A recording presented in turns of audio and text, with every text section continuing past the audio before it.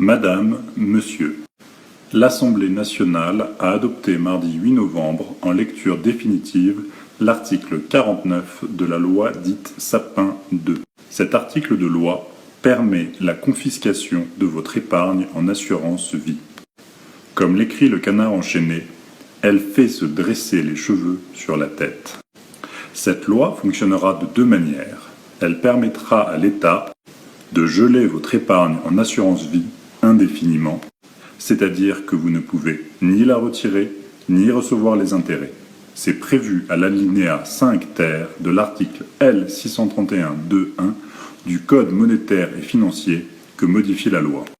La loi permettra aussi de forcer arbitrairement les taux d'intérêt de votre épargne à la baisse, ces taux pouvant éventuellement être négatifs. C'est prévu à l'alinéa 5 bis de l'article L631-2-1 du Code monétaire et financier que modifie la loi. Des députés se sont élevés contre cette spoliation légale de votre assurance vie, détenue par 15 millions de familles. Le sénateur Pierre-Yves Collombat n'a même pas eu de réponse du ministre quand il a demandé pourquoi cette loi est passée en catimini de façon délibérément invisible et incompréhensible aux non-initiés. Le député Charles de Courson a lui dénoncé une atteinte au droit de propriété. La députée Marie-Christine Dalloz est, elle, terrorisée par cette loi. Cette loi est anticonstitutionnelle. Elle viole l'article 17 de la Déclaration des droits de l'homme et du citoyen.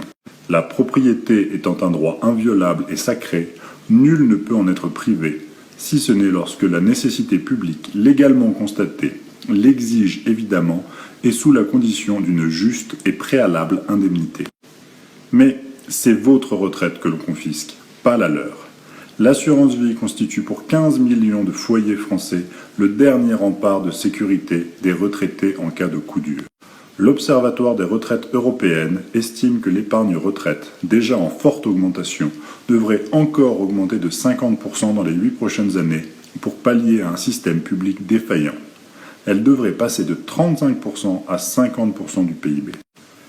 Mais cela ne concerne pas les députés, qui disposent de leur propre caisse de retraite. À partir de 60 ans, ils touchent une pension selon le nombre de mandats effectués. 1 500 € net par mois pour un mandat de 5 ans, 6 198 € net par mois après 22 ans et demi de mandat. En moyenne, la retraite d'un député s'élève à 2 700 €. Ce sont eux qui votent les budgets, mais c'est vous et moi qui payons. Leur cotisation ne finance que 12,4% des prestations. Le contribuable doit chaque année mettre la main à la poche pour boucher le trou de la caisse du Palais Bourbon. 39,6 millions d'euros en 2015, soit plus des 2/3 du montant des prestations des députés. Il n'est pas si étonnant qu'ils s'intéressent si peu à une loi qui ne peut avoir aucune conséquence grave pour eux. C'est pourquoi j'en appelle à la population, à vous, à vos proches, vos collègues et voisins, pour récolter le plus grand nombre de signatures. Je suis Olivier Perrin, rédacteur de la lettre du vaillant petit économiste. J'ai lancé cette pétition il y a 10 jours et plus de 100 000 personnes l'ont déjà signée. C'est extraordinaire, mais ce n'est pas assez. Cliquez sur le bouton « En savoir plus » ci-dessous pour signer la pétition. Ajoutez votre voix à celle des citoyens, des associations et des journaux qui se battent pour défendre notre droit fondamental à conserver le fruit de notre travail et de notre épargne. Vous et moi devons créer un grand cri d'alarme aux 4 coins de France pour obtenir la saisine du Conseil constitutionnel contre cette loi. Ce n'est pas si compliqué et nous pouvons y arriver très vite si nous créons un énorme buzz sur Internet avec cette pétition. Il suffit de réunir 60 députés ou sénateurs pour obtenir la saisine du Conseil constitutionnel. Je suis sûr que c'est possible si vous m'aidez à faire circuler mon appel.